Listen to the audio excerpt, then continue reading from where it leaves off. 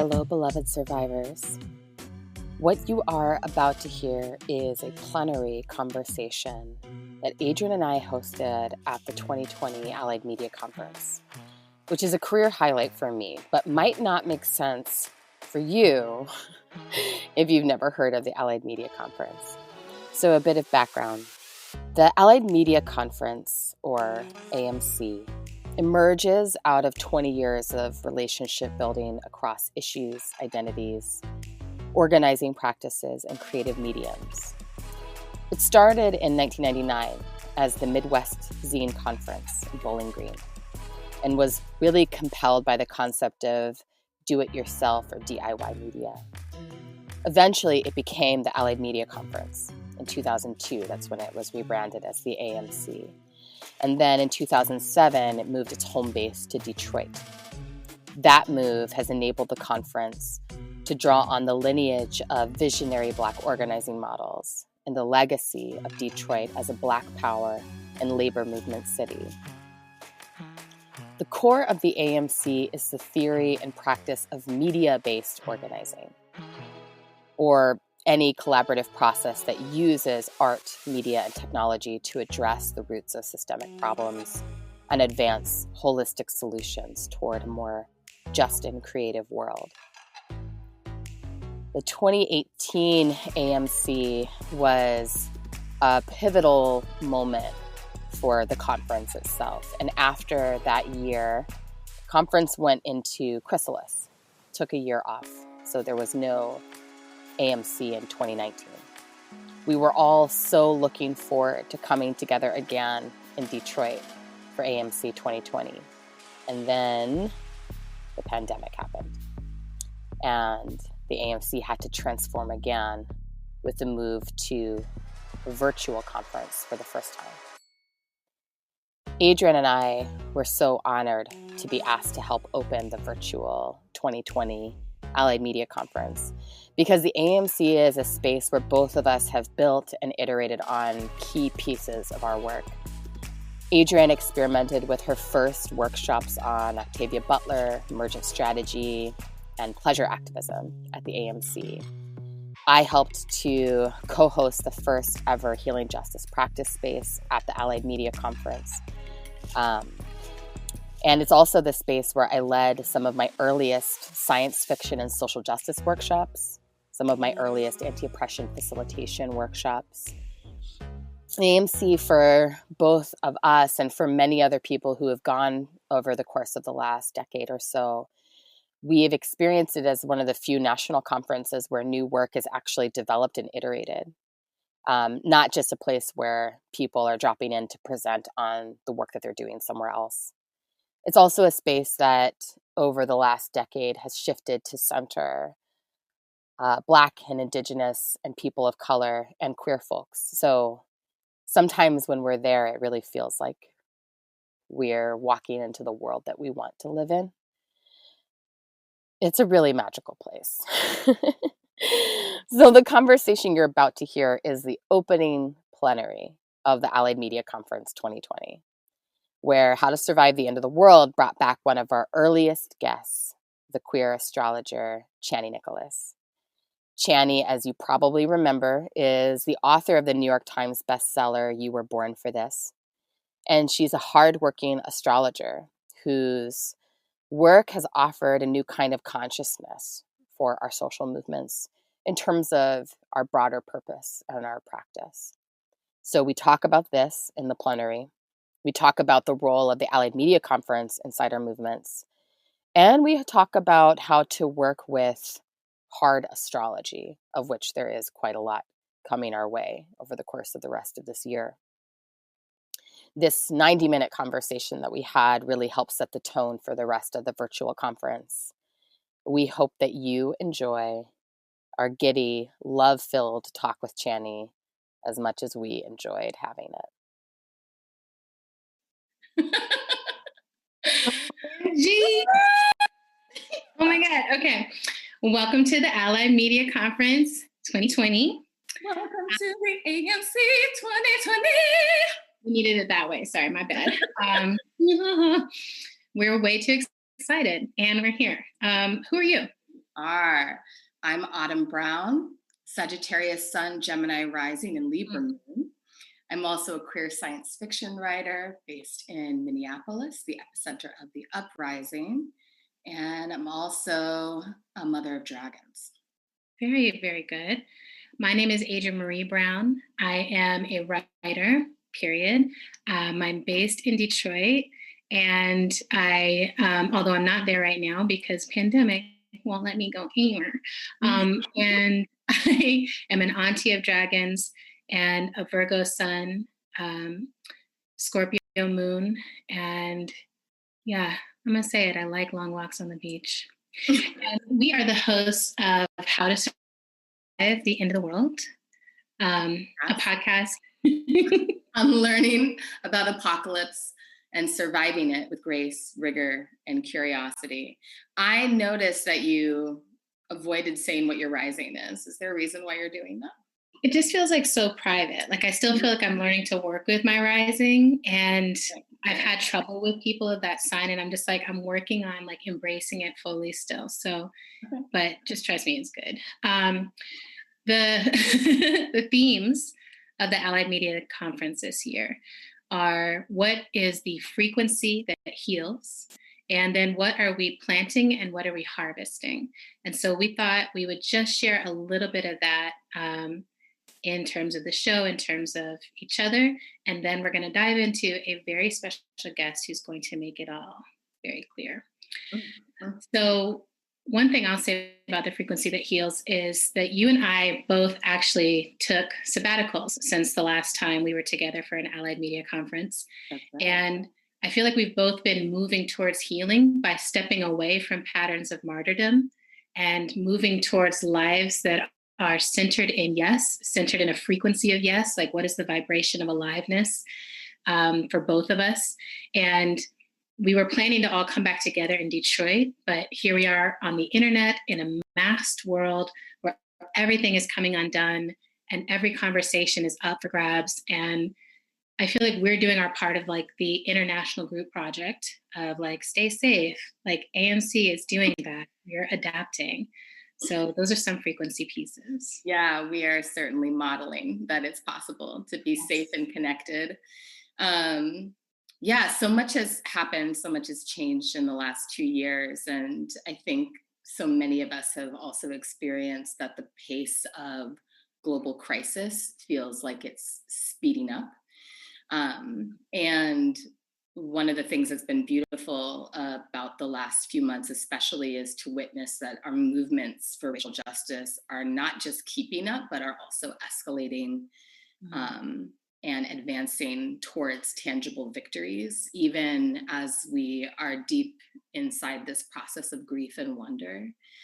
And then inside of that incredible pace that we are all being forced to keep, the pandemic also keeps requiring that we slow down and go inside and pay attention to the seeds that we're growing and to the stories that we're telling.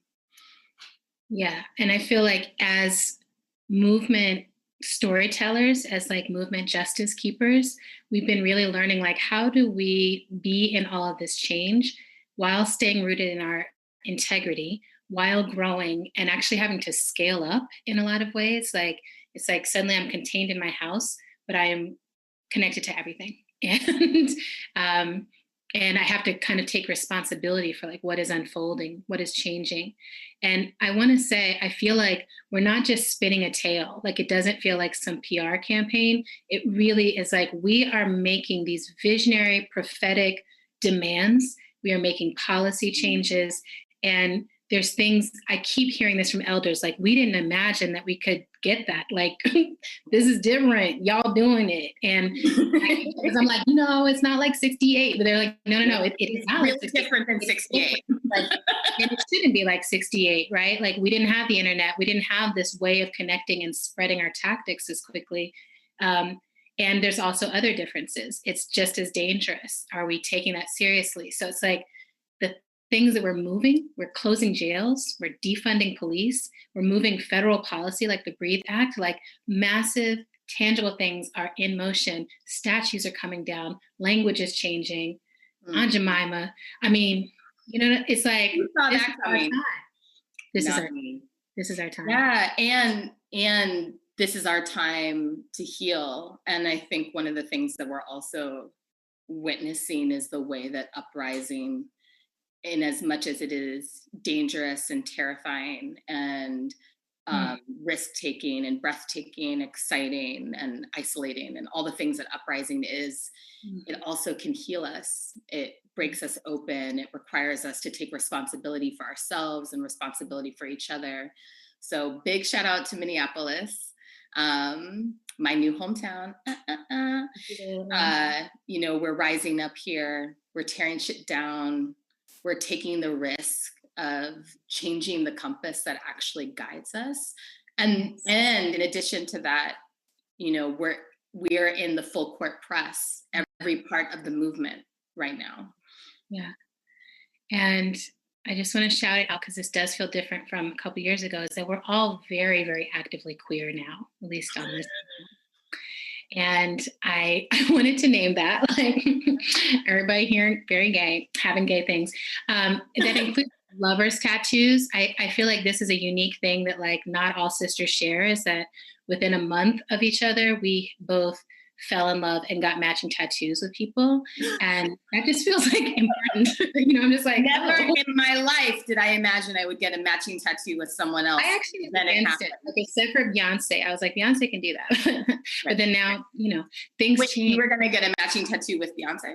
Or? Well, if she asked, I was like, if you want me to join you too with the 4 tattoo, I'm in. But, you know, I just felt like that it was like, this is the kind of change that happens. If you'd asked me 10 years ago, 5 years ago, I would have been like, meh.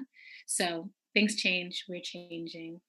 Another thing that's changed is that everyone finally respects astrology, because Chetty Nicholas published a New York Times bestselling book about it. New York Times bestseller. All right. So then what are we planting? What are we harvesting? Like, what are you planting, Autumn? What are you harvesting? Well, I love this as a theme. I love this as a theme for the whole conference, and as a theme particularly for the way that we're going to close this conference. For me, what I'm planting and what I'm harvesting is really so deeply personal right now. You know, the last few years of my life really required me to go deeply internal. And as I'm recovering from the last couple of years in particular, I'm working with rest as a practice, gratitude as a practice, and love as a practice. So I'm planting the seeds of practice in my own life. And then from a more expanded view, I feel like our movements are planting the seeds of practice, particularly related to justice and safety.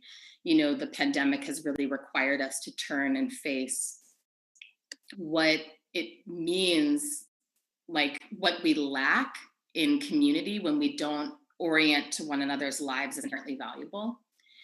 And then the movement to abolish the police, I feel like is requiring us to turn and face what we lack when we don't orient to one another as beloved.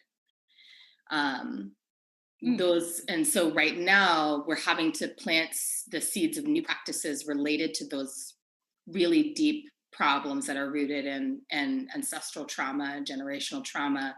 Some of those seeds are going to sprout more quickly than we can imagine because the soil is ready. And I think that's what we're seeing right now. And then some of those seeds are going to take longer to sprout because we're still remediating the soil that we're trying to grow those practices in. In terms of what I'm harvesting, I think, to be honest, what I'm harvesting is just the deep lesson of being a survivor of violence and abuse, and the spiritual dignity that comes when you finally learn a really hard lesson. And for me, that looks like having increasingly impeccable boundaries. My boundaries are so good right now. You should see. I wish there was like I wish there was something like material in the world that people could see, so they could see what it's like. They're really great. I'm also harvesting the ability to trust myself as an empath and distinguish between myself and other, and really like know where I end and where others begin. So yeah, what are you planting? What are you harvesting, my sister? The first thing that comes at my heart is just so open. And I feel like harvesting being your sister, like I feel like you and I have planted so many seeds into our relationship. And now I feel like I'm just harvesting like such deep respect for you and such deep respect for us as Black girl survivors who have found love and found community and found safety and are creating those things for ourselves. So deep bows of respect to you, sister.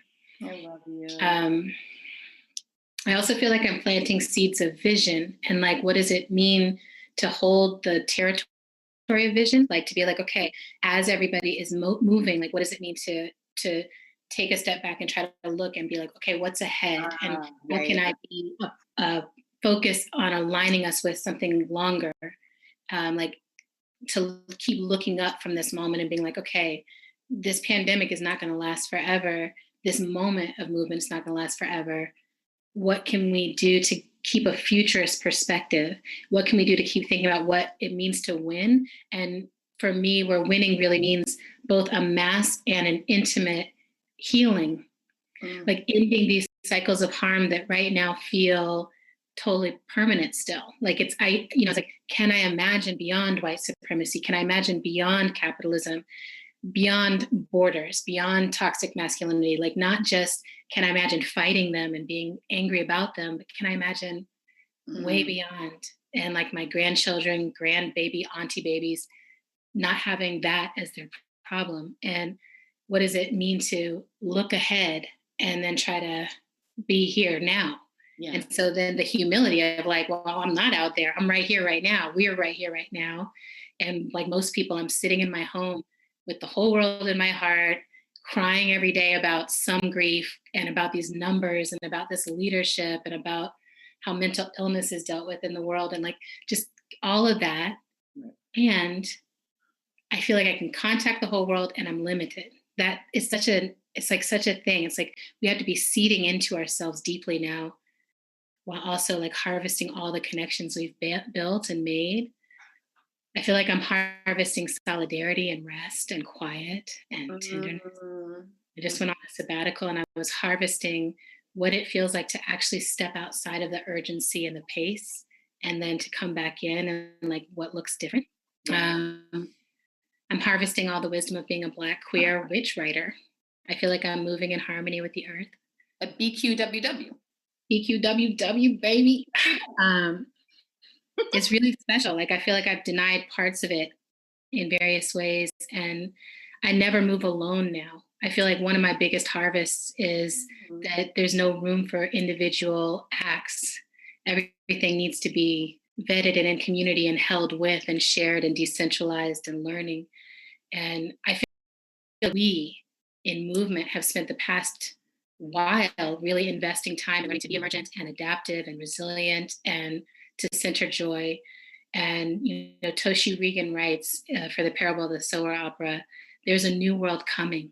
Everything gonna be turning over. Where are you gonna be standing when it comes?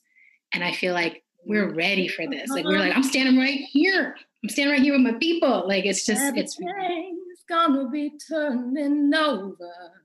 Everything is gonna be turning over. Toshi's church, Malkia Cyril's church, Alexis Pauline Gums' church. Like we literally have all of our friends holding church. Everything is good right now. Yeah. And then there's this whole incredible queer astrological technology that can also be helping us ground and adapt and be emergent and resilient and prepare for the future.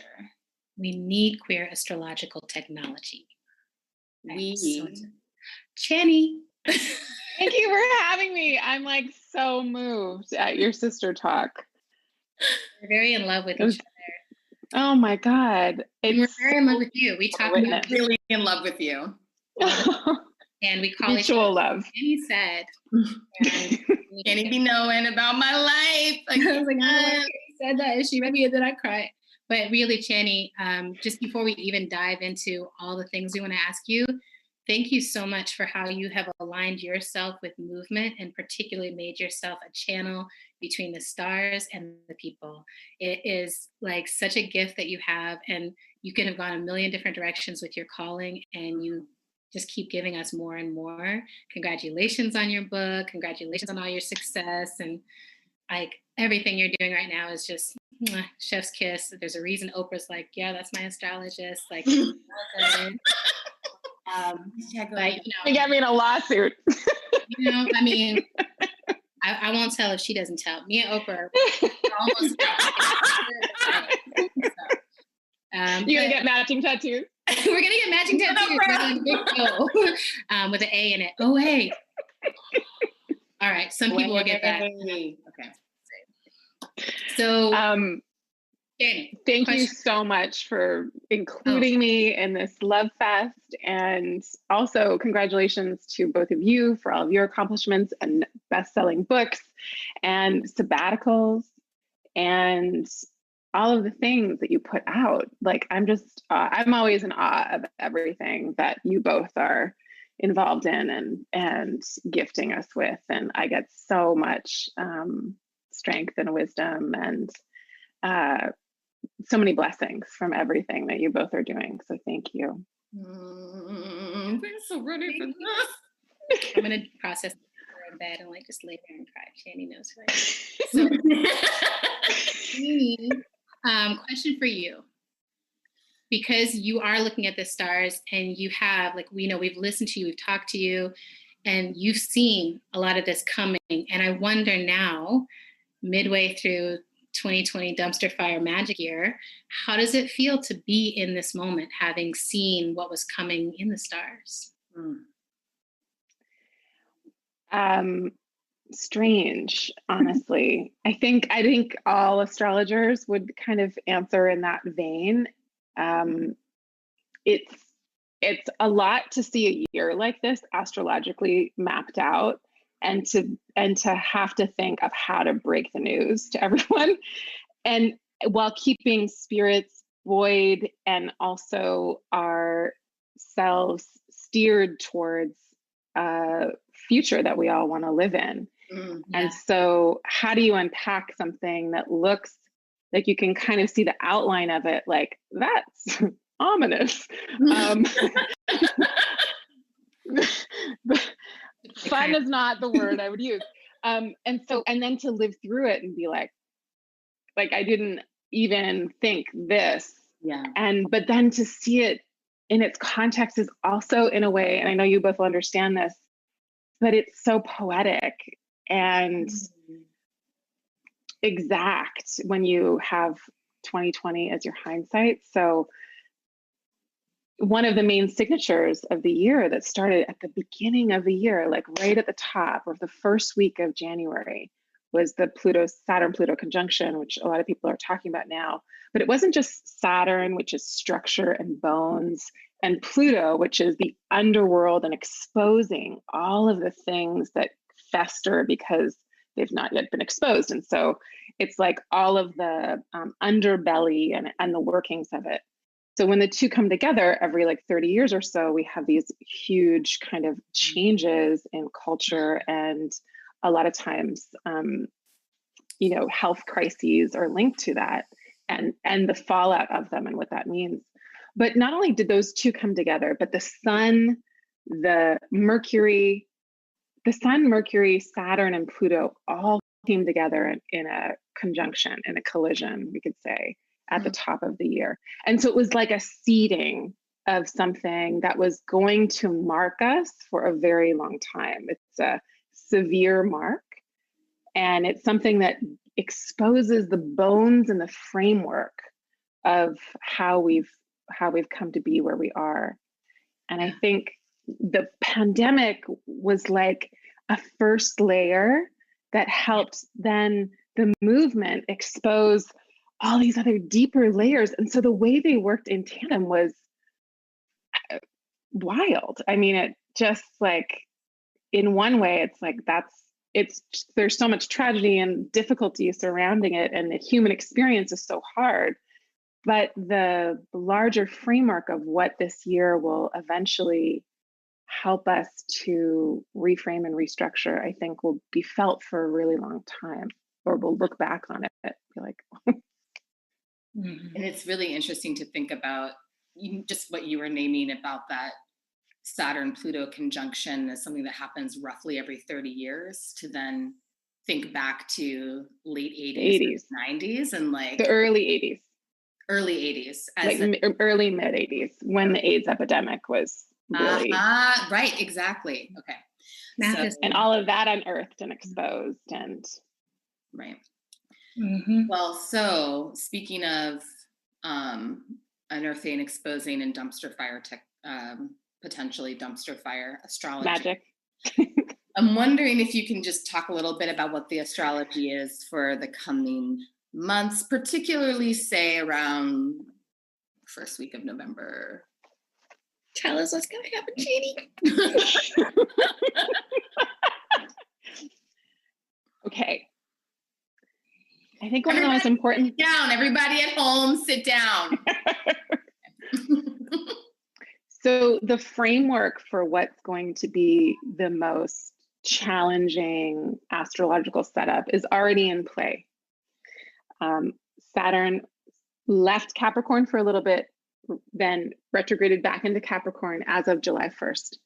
Oy. Mars is in Aries and will be in Aries for a very, very long time this year. Right? Basically. Yeah. It's like 6 months of Mars in Aries. Why? Because Mars is going to station retrograde in September. So Mars is the planet of aggression, anger, war, courage, vitality, energy, drive.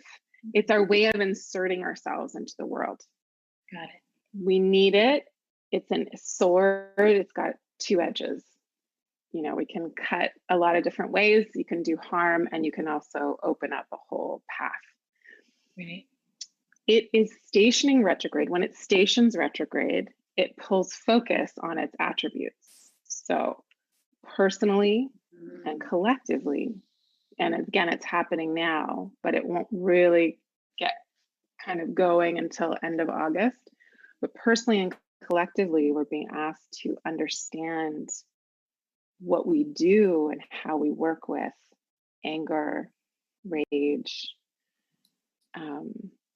bitterness, hostility, our own hatred, or how that, you know, all those things that we don't like to consider that we might be embodying or carrying around with us. And then collectively, it's how we deal with things that are with that kind of fire. What do we do with that fire? And as it stations retrograde, it's doing so in an exact square, which is an aspect that causes friction with Saturn. And Saturn is the structures, the overlap. Yes, Saturn. It's one of the hardest things that can happen in astrology, is a square or a conjunction or an opposition between Saturn and Mars. So the fact that they're happening for so long because Mars is stationing retrograde and Saturn moves slowly. So the friction that starts in August lasts all of September and into October. And Mars is retrograde through to the mid of November. In the midst of that, Mercury stations retrograde, not to station direct until November 3rd. Gee whiz. Okay. So we've got communication issues. We've got issues with mail and delivery services and all of those things, voting, ballots, And we've got this hostility and aggravation and the stirring of that to also contend with. And the feeling of Saturn being in a square with Mars feels like trying to put a lid on a pressure cooker. So yeah, it's a really tough corner of the year. It's where I think a lot of us astrologers originally had our, our eye on this piece of the year, not necessarily in the beginning, although the beginning, Saturn and Mars traveled together for February and March and April. And so we were in lockdown, like we wanted to go, but we were stopped. Interesting. And then when they separated, the uprising started to happen. Yeah. So there was, all of a sudden there was movement and like everyone was on the streets, and it was like, it had been so much inward that it just, poured outward. And now we're back to this really, really important and defining friction. Okay. So I think how we, and Adrienne, you addressed this in a post recently, and I was like, this is it. That how we deal with disagreements with each other and how we deal with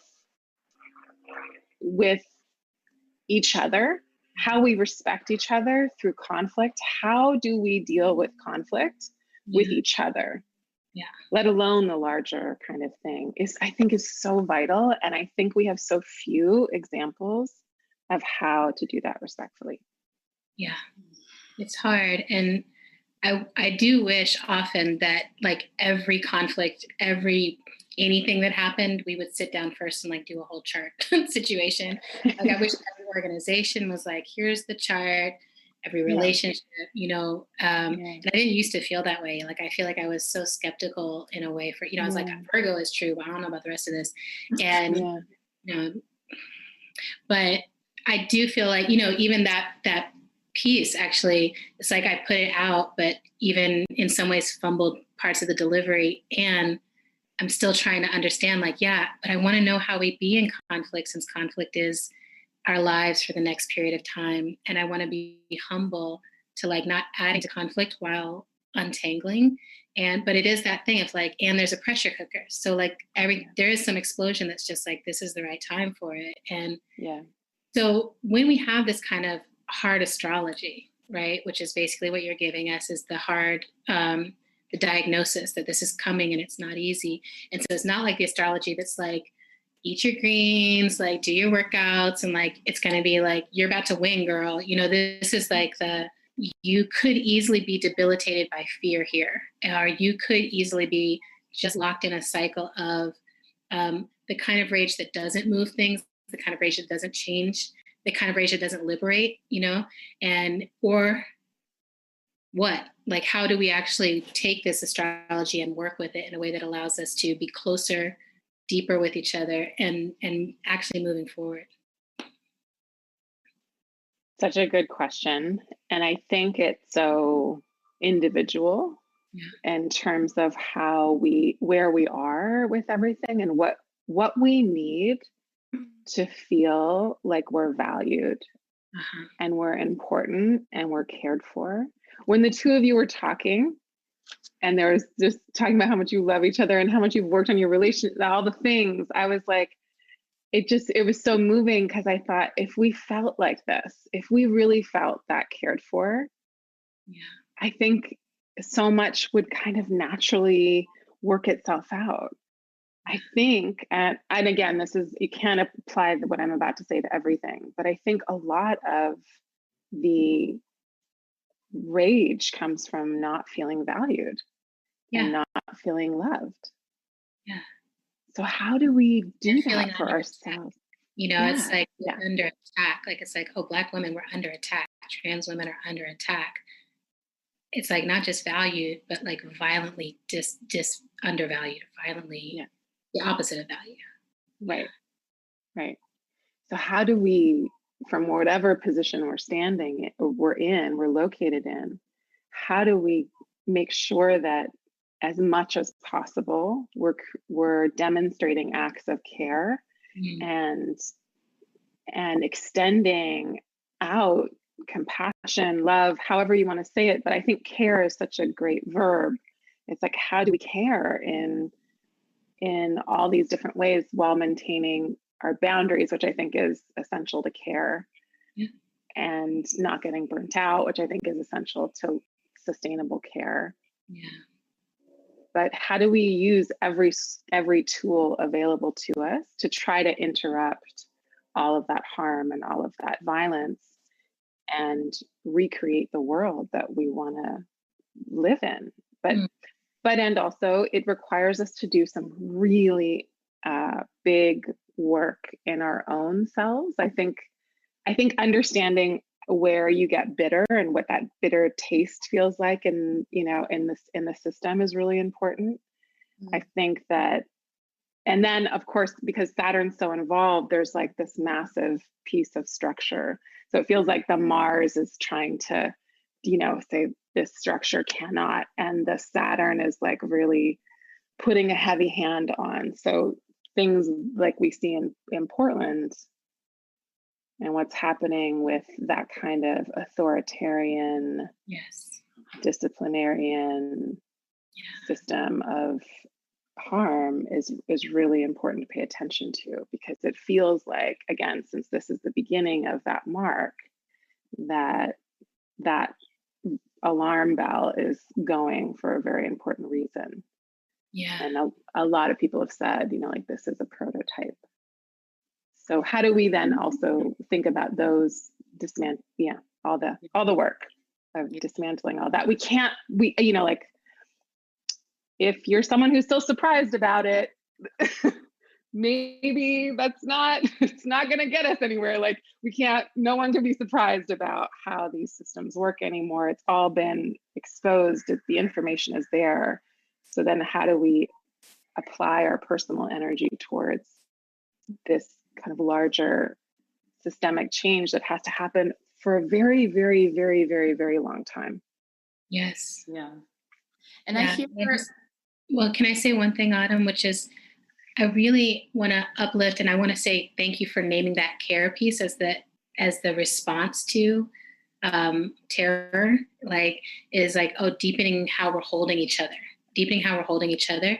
And I keep it, especially, like, I just got a video the other day that they're showing up in Detroit and starting to snatch people off the streets, and like this strategy that's been deployed in the Northwest is spreading. And I was just thinking of, like, what would it look like if they couldn't take any of us, right? That they couldn't take any of us, like that somehow we grew our mycelium networks, we oak treed together, we did our thing such that we couldn't be taken from each other. And like, just what if we spent the next 6 months in that focus? It's like, who am I? I don't have to hold on to everybody, but who are the 2 to 4 people or whatever that I'm going to hold and not let go, and I'm going to know where they are, and we're not going to go alone. And it just makes me think strategically, like, how do we systematize care? And there's some great resources from our AMC community about this, systematizing care. So I'm really grateful. Like, we're in a good moment where the resources are also meeting that need. Sorry, Autumn. Yeah, and I mean, it's interesting in what you're saying, Chani. What I'm hearing is that we have to be in this dance with the practice of care, and then also getting in right relationship with our own, like, anger and aggression. And part of that meaning, like, being really comfortable, like getting to a place where we can experience our rage and feel the righteousness of it, and feel the righteousness of channeling it also. And that, I know for myself and like my own healing work, that it's been a critical part of my healing journey to figure out how I appropriately, righteously, and healthily channel my rage and aggression. And that is what enables me to care for myself, to care for my children, to care for my loved ones in ways that feel sustainable. And so I'm thinking about that related to the astrology coming in October, November, that as we're figuring out how we extend and build these networks of care, that we understand that, like, that our rage is a resource and a tool for us to, like, hone how we actually use it, so that it's not only something that's being used against us. And on that tip about care and care as a resource that's been, centered often inside the AMC, and that's been work, I'm wondering if we can, because we're here inside the Allied Media Conference, opening the Allied Media Conference, if we can talk about the Allied Media Conference as a collective body. Like, what's our chart all about? How do we make meaning of this particular moment, this like virtual conference moment in the life of the Allied Media Conference and its role inside of broader movements? Particularly wondering if there's any like asteroid level wisdom about how we move towards healing during this time. Yeah. How we use the space of the AMC to move. Like, how do we use the space as a part of how we're moving right now, especially given the hard astrology that's ahead? Can you talk about us? Tell me about me, though. So I pulled up the chart that we have for the opening of AMC, and we put it at 9 a.m. on June 11th, 1999. Prince was there. And so, so cute. Okay, so the chart that I have now, it's the end of Cancer rising. So we're just assuming that the conference started at 9, but the rising for the chart is Cancer. And as we know, the rising sign is the most personal point of a chart because it's the one that moves quickest. And so Cancer, of course, is all about care. It's about creating emotional connections. It's about creating family. It's about bonding and being emotionally sensitive, emotionally attuned, working towards some kind of emotional intelligence, if you will. Mm-hmm. We do have the asteroid Astrea, the goddess of justice, next to the AMC's ascendant. What? Goddess of justice. That's good. Yeah. So that's really sweet. But the main theme, the first impression of the chart is connection and building some kind of family unit and wanting to create security through the emotional bonds. And then the most, sorry, what? Oh no, I'm just moaning. Just keep going. Yeah. And then the planet that rules that ascendant is the planet that is the planet that steers the direction of the chart. So where does this moment, when we're picking a moment to begin something, we want to make sure that the moon is in a good situation. And we also want to make sure that the ruler of the ascendant is in a place where we want, is in a house, a place that we want the event, that we want to resonate with the event that we're doing. So the moon, the ruler of the ascendant, is in the 11th house of groups and associations and networks and conferences and good fortune through the people that we know. Oh my God, I love this. Good. We're like living our purpose and our best lives. I love it. And not only that, but the moon is in one of the strongest signs it can be in. It's in Taurus, so it's exalted. Excellent. So there's a kind of level of fame that the moon can receive from being really good at its job. And what's the moon good at? The moon is good at nurturing and nourishing and replenishing and caring for. And where does that happen? In terms of groups of people and gatherings and networks and building community. And so also because it's in Taurus, of course, there might be a lot of talk about generativity and growing and, plant metaphors and all of the things, because that's Taurus's deal. Taurus is all about, our relationship to, we could say agriculture. That's our relationship to the cow and the bull. But fertility and resourcefulness and productivity, and also just incredibly stable. So it feels like this chart is like AMC is like, I will be here for the group year after year, hard times and good. We will just keep showing up. We're building something. Taurus, little by little, it's just like here's a snack, here's a nap, here's a farming technique. So yeah, it's really sweet. I love.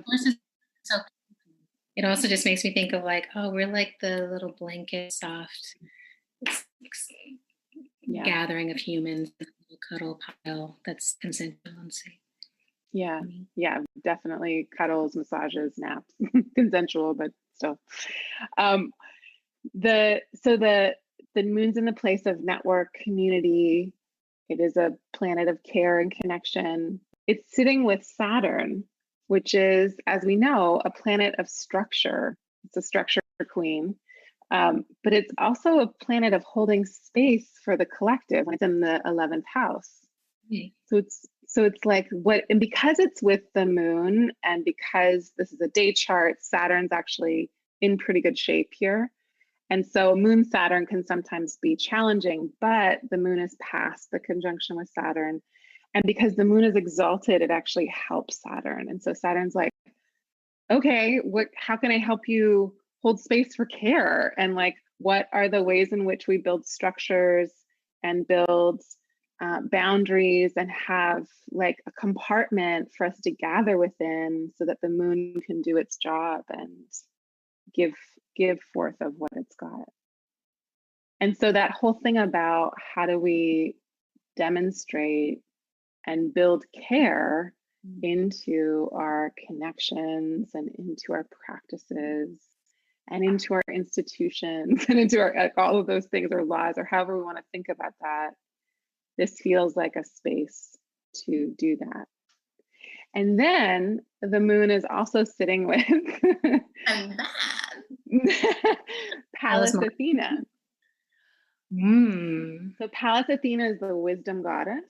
Hell yeah. She springs forth in the Greco-Roman myth. She springs forth from the head of Zeus. But that's a whole patriarchal kind of bullshit thing of the fact that the patriarchy swallowed the matriarchy and then Pallas Athena jumped out. But it's good she's their heads though. Like we're like, fuck that. Exactly. Yeah. And then staying inside the head of a man. Yeah. Judgment. No offense. Pallas Athena is the warrior goddess. She's the protectress of the city. She's also the weaver. She's the goddess of arts and culture. And she's all about the intelligence. She's about using our creative life force for mental progeny, for our ideas. So would you say that AMC life purpose, or its purpose, is at least in part to create community, nourish community, build space, hold boundaries, hold the structure for community so that community can come to its collective wisdom? Yes. Oh my gosh, there's a reason why I love being here. Designed by the stars. Thank you for that. That does feel, it's a really beautiful way to also understand a little bit of like what the work, one of the things I always get moved by with the AMC is that there's what happens when we all come together. And then the AMC is like a way of being out in the world. It's like, we begin by listening. Like we're thinking about boundaries. We're thinking about how we grow. And it just feels lovely to have that affirmation of the stars, of the picture of the sky at our birth. It's like, yeah, that's what was destined. And we're living into our destiny when we do set good boundaries or do figure out the good structures that can help us feel home with each other. So thank you. Good medicine. I want to ask a question now that's a little bit more just about you, Channy. You know, one of the things that we do well in the AMC is think about playing our positions, right? Like, what are you great at? What is the unique thing that you can bring to the world? And then how do you shape that into what movement needs? So it's never just like me shining, being great, but like, how do I, and I'm sitting over here with my little tarot deck and like pulling cards every so often. I was like, Channy, who's Channy? And I was like, the star, of course. Oh. The star. The star. I was like, of course, that's Channy. So I don't know if you can see, but like, you know, just, I hope you have some water somewhere. But basically, it's just this idea of like, how do you, in the star card, you know, my art is tarot, is like, it's all about how do I really let shine from me what is only mine to shine. And so I'm curious, I feel like I've watched you move more and more into position of like, here's how I'm going to shine, and really align myself with movement in the way that I shine. So I'd love to know, like, do you feel yourself shifting? Is that like my perception, or is that actually intentional and strategic, or, you know, is that part of your process? And how do you feel yourself moving in relationship to all the changes of the world in terms of bringing your particular gifts? Yeah. I mean, I always feel that the work changes me, and that I'm trying to I'm trying to listen to what is happening. And I feel like, you know, before the uprising, before the pandemic, like last year, there were times where I was like, where is it? Like, we were kind of decentralized, and that's fine. That's part of the whole thing. And I remember having those moments like, how do I keep speaking to, you know, liberation and liberation practices but without being disingenuous to without trying to like insert my, you know, by holding it respectfully. And also there's a timing to things. Obviously I'm in astrology, but there's this way that it's like, when are people the most open to possibly like feeding a little bit of extra vitamins? And so, you know, when something like the pandemic happens, and then and then the uprising, I'm in that place of like complete I'm trying to listen, to think of and be aware of how I can utilize what I've got in the best way. And it's its own pressure cooker. I don't want to do it wrong, but I'm going to do things wrong. And I want to serve the moment as best I can. And I'm always thinking about like, who am I speaking to? How can I speak to as many people? How can we collectively, how do other people do it? Like, create a place where people want to be in the conversation.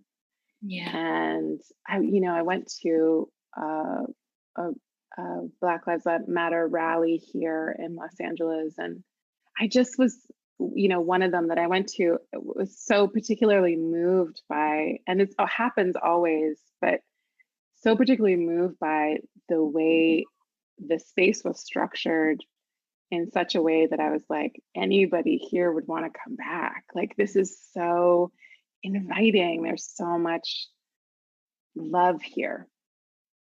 Yeah. So there was so much intentional care put into the space. It was just, and so I'm always thinking, like, how do we do that? I have so much anger, and I have so much rage, and I have so much hostility, and it has done so much damage in my own life. And I'm trying to always hold that and also create more space where more people might want to join. Yeah. And Patrice often says, like, we need you at the end of her.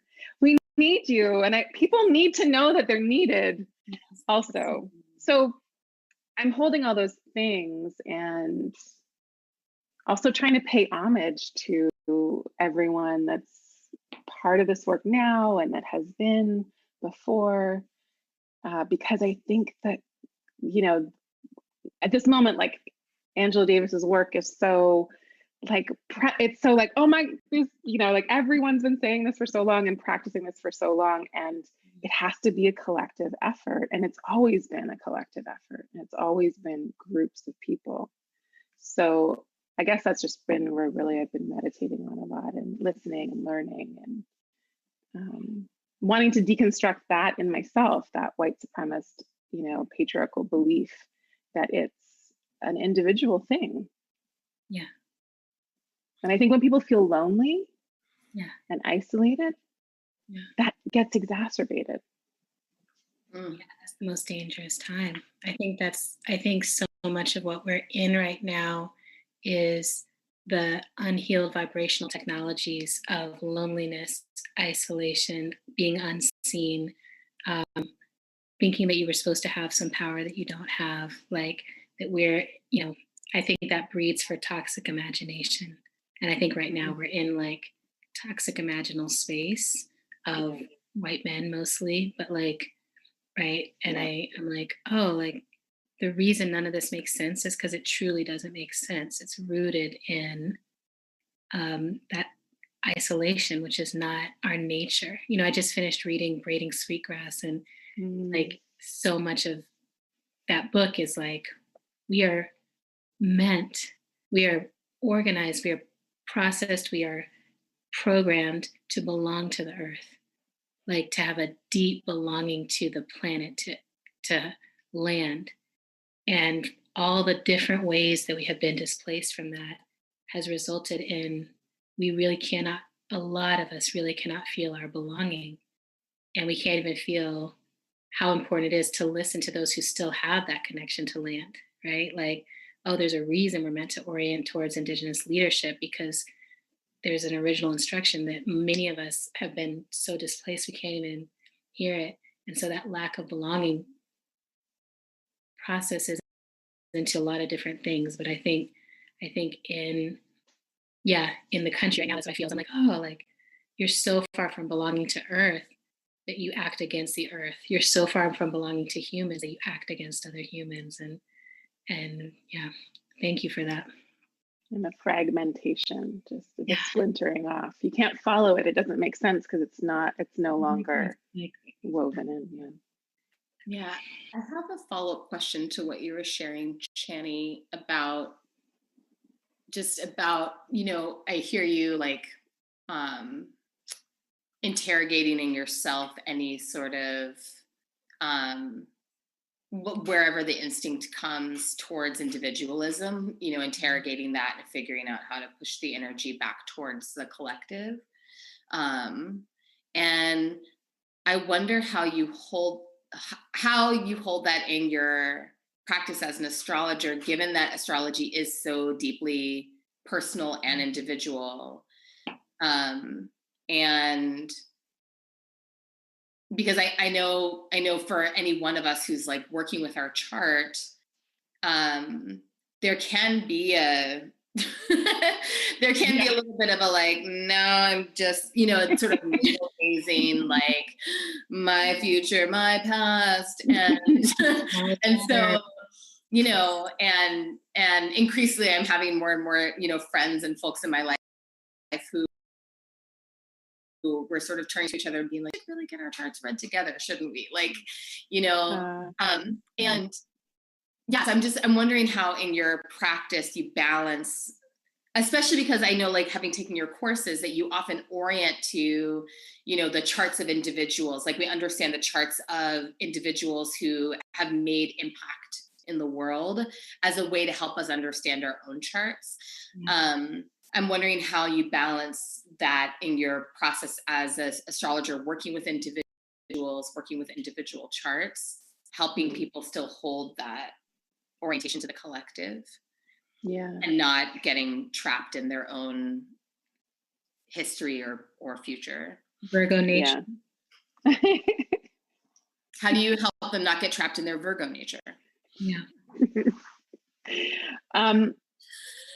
I think that the technology of astrology works in it. I trust it.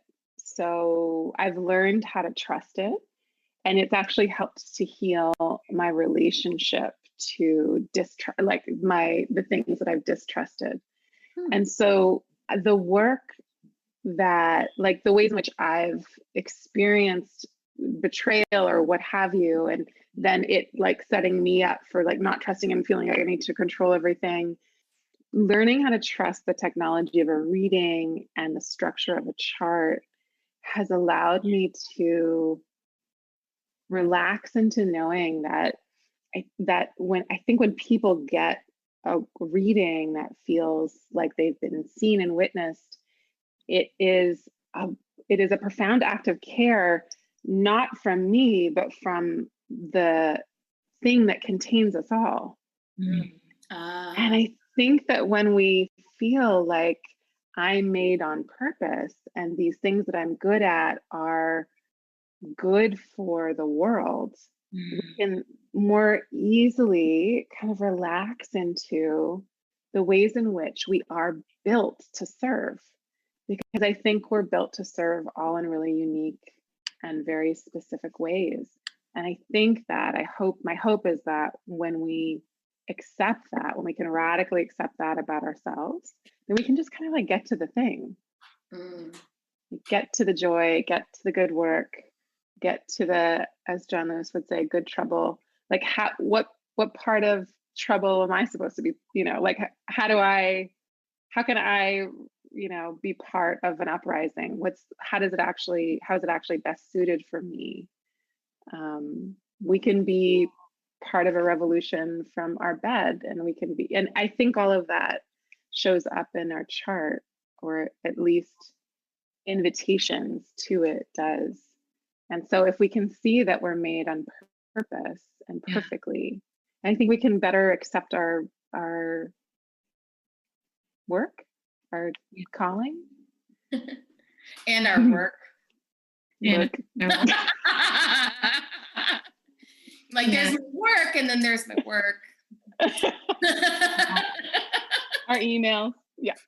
I have a question in there, actually following up on that follow-up, right? Because that piece around like, I want to follow on your follow-up. You can follow on my follow-up. All right. So the whole pandemic is a musical in my house. I don't know what's happening for others, but there's songs. But I noticed that you do, at least the new moon horoscopes always come in the form of affirmations. And I feel like a lot of your astrology is in the mode of affirmation, or in the style of affirmation. And I just wanted to ask you, like, how did you come to that being like the way, right? Because I think that, when it comes to the hard astrology or whatever, like I don't feel a sense like this is going to be hard or this is going to be this. I just feel like here's the affirmation I need to move through this next period. But like, how did you figure out that technology, and is there something in it that we should be using? Like, should we bring that style into everything we do? I think it comes from being like an 80s baby where, like all of the like power, like capitalist ladies were like in their big shoulder pads and they were like, I am gonna be successful. And, there was like all this like affirmation technology linked to like wild success and Lamborghinis. And like, I really kind of grew up in a lot of that. And then there was like all of the like spiritual ladies and all of the like, wooey, feel goody, self-carry, things that were also like, the affirmation of and then all the meditation stuff. And like, I was just swimming in all of that. And I also had a really grounded teacher as a grandparent kind of person who was a Reiki master and was very, very not into spiritual bypassing. And so I had this kind of confluence of like, do not think that this is like just a joyride. You can't just think your way out of pain and suffering and the stuff you have to heal. Right. And also being so inundated with, all of the Oprah-ness of the 80s and 90s. Yes. That I think it was just like I had so much of it. And then one day I was like, I don't know, I was probably listening to a lot of it or something. I was just like, I'm just going to write the horoscopes like this. And everyone loved it. And I was like, weird. So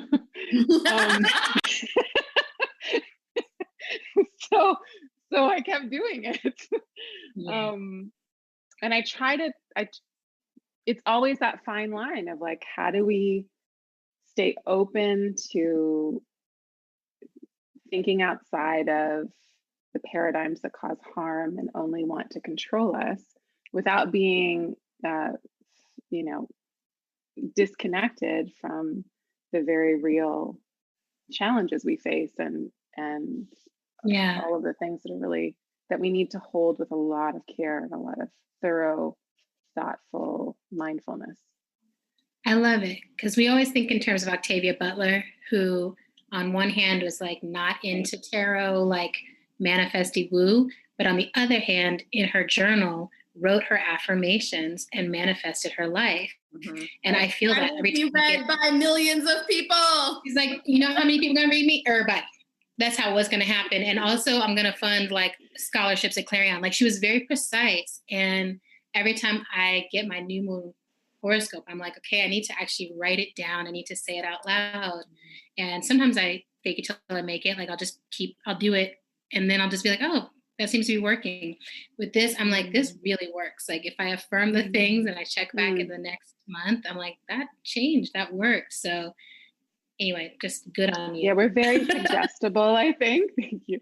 And I do it too. It's actually like the reason why I started doing it is because I so desperately needed it. Yeah. And it really helped to dig me out of a lot of self-pity and despair. Yep. Or it helped to keep at least like pull my mind out for long enough for something else to open up. Yeah. So I'm always, I don't know about you all, but I'm always only writing to myself. So, yeah. I mean, I'm writing for everybody, but I'm really like, right. It comes from that. Yeah, I think most writers are like, even if you're not writing your own story, so much of it is like, I'm writing what can only come through me. Like I'm the channel for it. And so it needs to make sense to me. Right. I'm writing. Your wig, your hair looks incredible right now, by the way. I just needed to. My wig. Incredible. Yeah. No, you look good. Okay. Thanks. I'm a divorcee. It's an identity. So on this technologies, and because what I'm hearing in what you're describing, Chani, is like, thinking, and the whole frame of this plenary, right, is like astrology as a technology. Yes. And that, affirmations are a technology, the charts are a technology, all these different component pieces are parts of how we use the technology. And so there's this question that we were curious to ask you about, like healthy and unhealthy uses of our technology. Similar to like, can you like overpull a tarot deck? There's a question to think about, reading the charts of others and particularly, how healthy is it to read the charts of potential political leaders? How healthy is it to read the charts of major political moments, current or coming? We just spent time looking at the astrology of the election coming. And so maybe the right question is not how healthy or unhealthy is it? That's not a good binary. No binary is a good one. But it's maybe not helpful. Maybe the better framing would be what are the risks and benefits of engaging with the technology in this way, Well, I think it's really, if you want to know the answer, if you're prepared to accept the information that is given, if you're prepared to actually ask the question, then it can be really helpful. Yeah. Like astrologers have looked at the charts of presidential candidates and predicted who was going to win for a long time. I know some colleagues that did it and got so much, negative feedback back that they were like, I'm not going to do that anymore because it's just too charged. But there is, you like can they look, did it accurately and then people were mad at them. Yeah. What is? Anyway, yeah. Like, okay. I don't think anybody, touched. I don't know. Yeah, exactly. And there's ways that you can look at people's peak periods. Like people will have these periods where they will come to prominence. And so that's a pretty good indication that if they're also running for something like the presidency, that they might be more successful than somebody that isn't moving into a peak period-ish. So there's things that you can look at like that to see like who's coming up, who's not. I haven't spent a lot of time on it with these two these two characters. I know Biden's chart a lot of Scorpio. Yeah, and I certainly know the other one's chart. And yeah, it's a whole thing. I think that knowing 45's chart definitely helps to put a lot into context. But it doesn't change the election. So, but it's, electing somebody with that kind of a chart is like you're in for a lot of change and a lot of destabilizing and a lot of chaos, which can be good if you use it in a certain way, or it could be disastrous if you use it in other ways. So there's definitely the themes. I think about that, like understanding charts. I think of like looking at charts and understanding listening. I'm like, is this person more open to listening? Because that's all I really care about in a president is I'm like, you are hired by these people. Can you listen to them? And how widely can you listen? Can you actually hear ideas that are not your own and help move them and that kind of stuff? So thank you for that. I have a question, which has been kind of, I've been trying to sit with, I'm like, is this a connection or am I just trying to make it a connection? So, my whole thing is emergent strategy, emergence, like looking at like, what is our relationship to change? And I'm a mutable sign, right? And so I've been having this aha, like, is it important that I'm a mutable sign in this moment? And is it important that, like, what matters about the mutable cardinal fixed component of astrology in moments like this? Like, do we have roles to play? Be like, oh, the mutable signs all need to be doing this and the cardinal signs need to be doing that, or something like that. So I just wanted to hear, like, as much as you're willing to teach. I almost want like a whole workshop. Okay, cool. But just like break down what those are, maybe for folks who are not at that level in their astrological journey yet. And then, what does it mean for how we organize ourselves and play our positions? Yeah. So there's the sun, and then there's, of course, the ascendant and the moon, and then you've got all the other planets. And so some charts will be heavily one modality, we call it, and it really is a mode of being. The cardinal are initiators. Great. Fixed are stabilizers, and mutable are the ones that are in the process of change from one season to another. They know that one thing is closing and another thing is emerging, but it's not quite here yet. And their role is to be in that in-between space. So flexibility, versatility, adaptability are the main themes of mutable signs, which are Gemini, Virgo, Sagittarius, and Pisces. Okay, well, I guess I got the right sign for my lifestyle then. We have the mutable system. But our tail is because our podcast then also started in the right season. So that's great. Yeah, and so the folks with a lot of cards is a Pisces, so all three of us are mutables.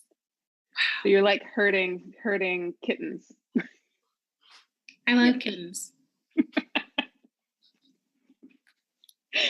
And so the people with a lot of cardinal are really good at initiating the thing, beginning the thing. They're like, they're good at like going and off in different directions, not necessarily for the long term, but really good at that starter energy. It's the beginning of a new season. So Aries, Cancer, Libra, and Capricorn.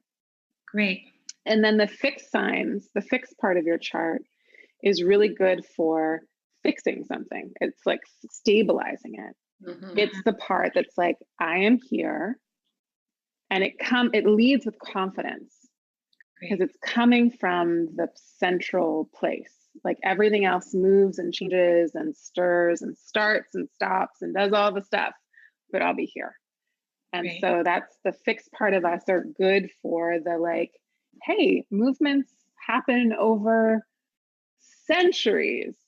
Right. We're not going anywhere.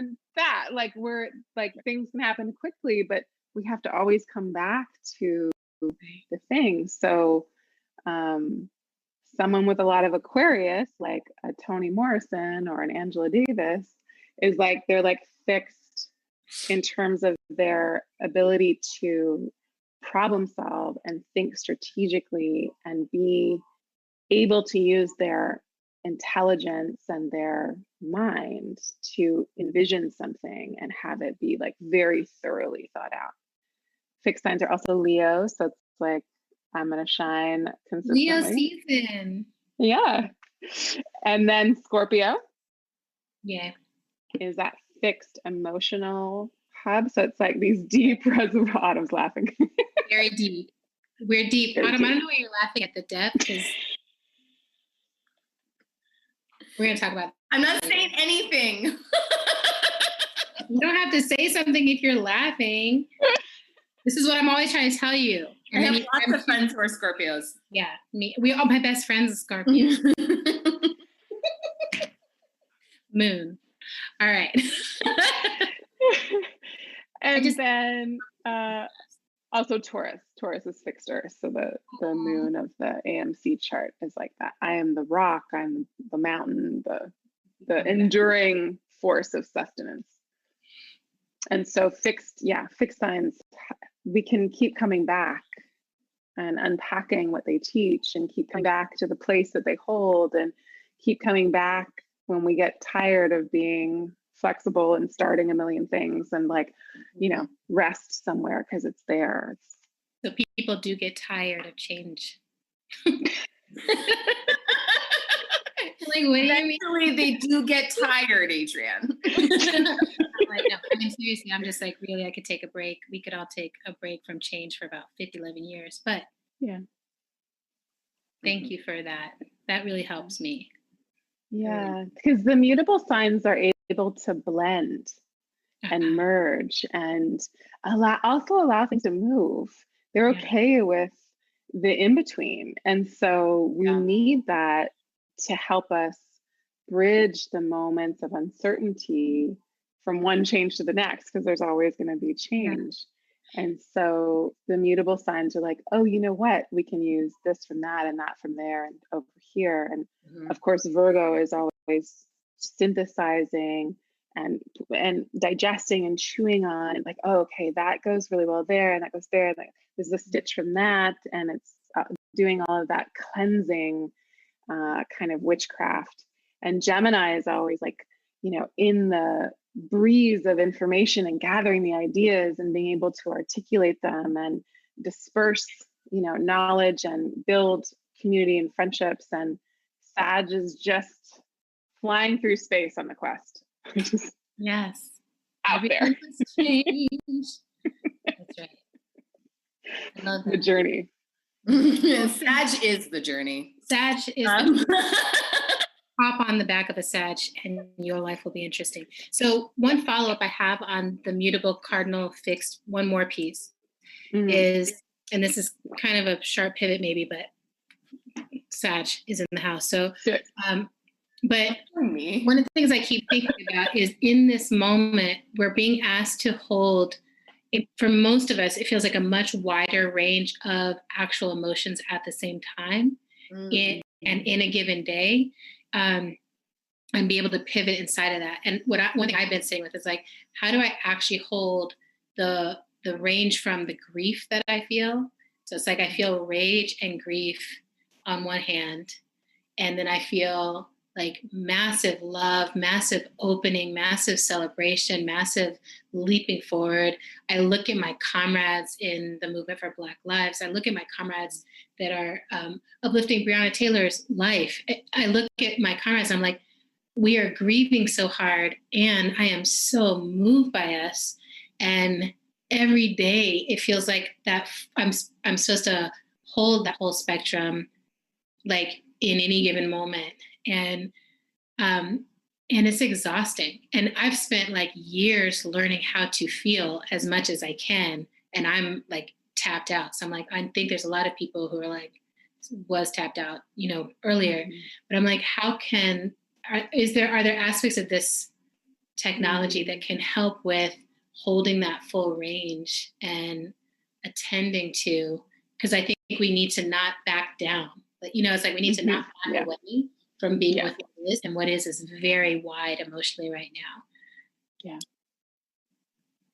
I mean, I maybe it'll come to me astrologically, but for me, like, I know I need nature to help bring me back to and restore this, something that shows me about a balance or a way of being. It's like nature is that place. I think that it's like it can also help tune out the stuff and just reorganize me. But I think we just we have to stay so human. We're not machines that are able to metabolize grief and then create a itinerary of what to do with it. And I literally have tried to do that. So that's not. Yeah. And it's we're living in a moment that is the amount of information that we digest all the time is just literally unheard of for our systems to be able to organize, and where there's like emergencies all the time. It's like I used to go on my phone because I was kind of like always in it, and now it's like, oh my God, okay, I'm gonna go in.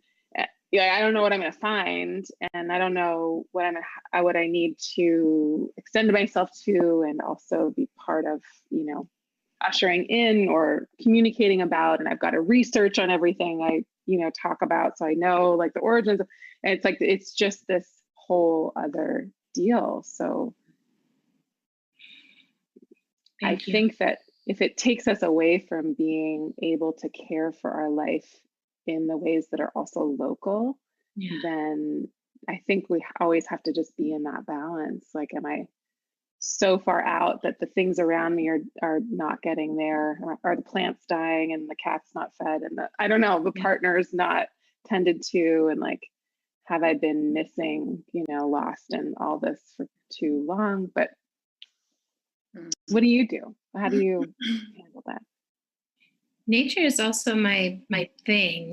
And I've been working with a new therapist and a healer, and she's been like, cedar is actually the medicine for you. So like literally when I'm in moments where I'm like, I'm out of my league here, I'll just burn some cedar, or I need a little bit more protection, like I'll burn some cedar. And there's a tree nearby that I've just basically made friends with and been asking like, can I make an offer to you, and then can I have some of your medicine?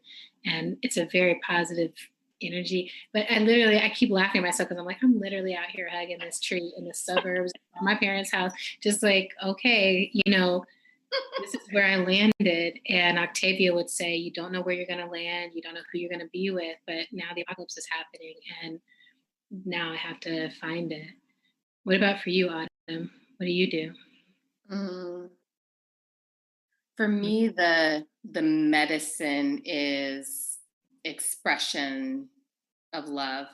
I think the medicine for like, if what we're talking about is like the overwhelm of the enormous range of emotions that we have to move through on a daily basis, then I have found, tying back to what I was saying at the top about love as a practice, that I have found for me the medicine for that overwhelm is to engage in like discrete expressions of love. Like nothing settles me more quickly than brushing my children's hair, which is a discrete expression of love that's just like, and sometimes it's chaotic to get there. It's like, yeah, you have to get in the shower. You have to get in the shower. You have to get in the shower because I have to do your hair. And then the shower's happening, the conditioner's happening, and everything's happening. And then they're sitting in my lap and they're just relaxing while I'm like working it through. And then there's the moment where they're like, are you done? And I'm like, yep, I'm almost done. And they're like, can you keep going a little bit longer? And that for me, that settles me and it settles them, it's like, and it also requires me to just like not be up here, it's like any activity. So for me, it's those kinds of really clear, discrete expressions of love and care.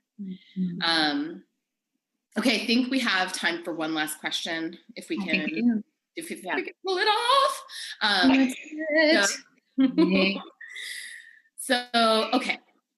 So astrology itself is a queer feminist liberatory practice. We do know and believe. Yes.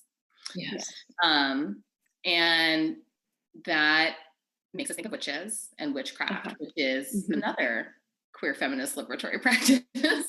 So we're wondering, what is how do we magic astrologically or astrologically magic? Like, what is the place that those things, collide?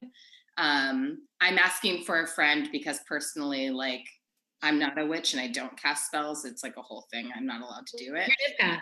It's just a different magic. I'm an empath. It's a different type of power. And I know that now. But on behalf of all of my witch friends, I'm also curious to know, like, is it okay to cast mean spells? If you're prepared for the reverb. Oof. Yeah. The equal and opposite reaction. Got it. If you want to metabolize and hold that. Yeah. Okay. But that's that's a responsible witch 101.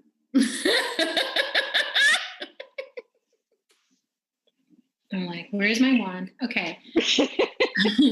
But yeah, how to astro magic? Do you have, I actually have a wand like back scratcher.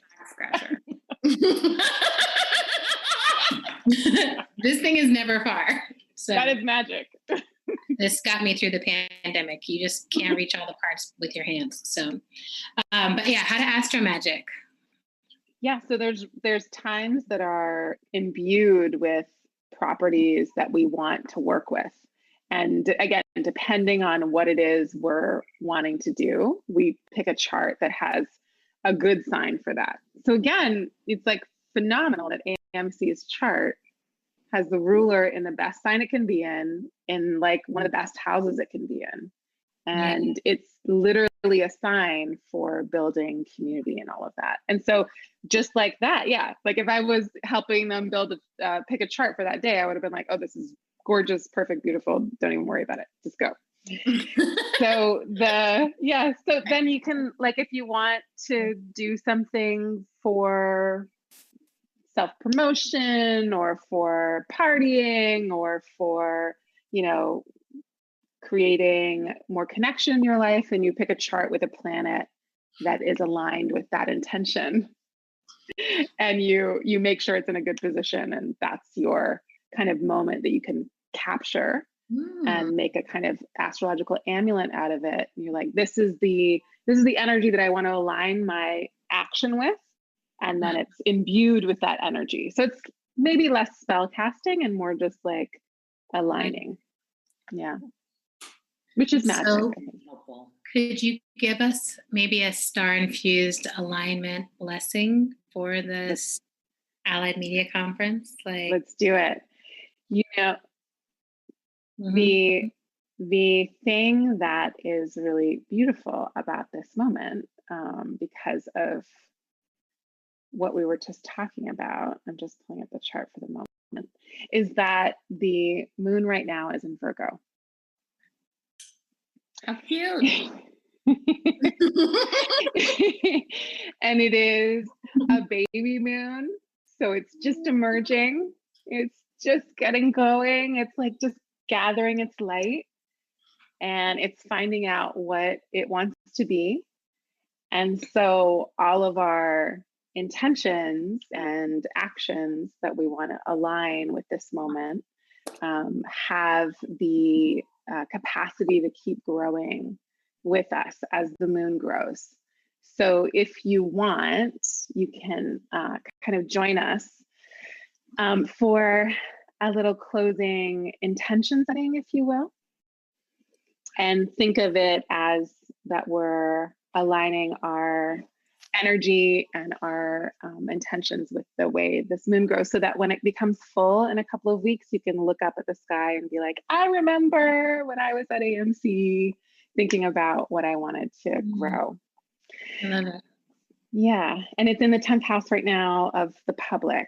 And so it's a really nice moment for us. Okay. So if you want to like feel your body, if you want to close your eyes, if you want to take a deep breath, please do so. And we align ourselves with the magic of this moment, remembering that there is a divine order to all things. And the more that we trust the system and intelligence of nature to organize itself around us and to also show us how to keep showing up, the more we'll inevitably trust that connection and follow it. And so we ask that any and all obstacles to our courage, any and all obstacles to our own connection with self and that bigger organizing intelligence be removed with as little effort as possible. We ask that we be aligned with the ways in which change needs to happen through us, through our lives, through our work, through our relationships, and that we remember to center care and generativity in all that we do. May we remember that we are cared for by the energy that brought us here. We are sacred to the energy that brought us here. And we deeply, deeply need each other.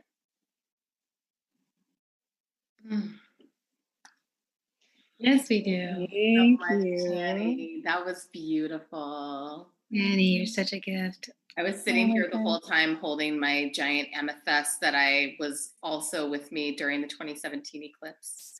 Oh. And feeling cedar. And feeling full and blessed. It's so incredible to be with you both. So be it, see to it. As Octavia taught us, thank you. And just for folks, you know, whether this is your first Allied Media Conference or your 25th, whatever it is, really lean into this experiment of doing it virtually, showing up virtually, extending your energy virtually. The next thing that's going to be happening, there's an opening ceremony tonight. It's going to be lit. We have Mama Monica Lewis Patrick from Detroit, incredible warrior. Little Now's Esperanza Spalding, who's on everyone's love playlist and is like a magic bomb of light. Bev Incredible, who's like a sexy mama powerhouse. Aya Simone, who's like a gorgeous harpist, beautiful star. Kaswa, who I was just learning about today, is super skilled. And Tunde Alanaran like pulled it all together. There may be more people. I'm like pulling all these things off the internet, but it's going to be incredible, worth your time. And the rest of the conference, every plenary is available, every ceremony is available, tons of stuff is available. So go forth. We go everywhere. Channy, thank you. Thank you so much. Love you. Thank you. Thank you.